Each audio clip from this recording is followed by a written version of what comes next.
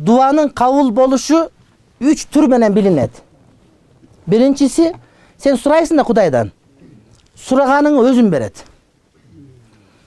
Кымыз сурадың, кымыз берди. Башка бирөө кымыз сурады, ага суу берди. Анткени кымыз берсе ичип алса давление көтөрүп өлүп калат болчу. Бул ага суу жакшы.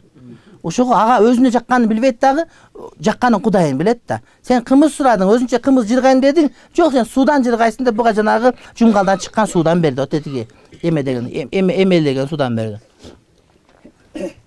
Бирөө кымыз сурады, ага кымыз дагы суу дагы берген жок. Кыяматта буга Кавсар сактап койду Кудай Таалам. Ошон үчүн дуа кылганда дуам кабыл болду дебеш керек. Дароо кабыл болот, ордуна башканы берет, же сактап коет кыяматка. Анткени ошол сен үчүн жакшыраак болот деген сөз да. Сен бардык көп калгансың болгону, кымызың да сууң деле турат. Сен кыяматта Кавсар көрө муктажсың. Демек ошондо берет. Айтор, дуа эч качан эмнеде калбай турматтуу бир тууганым.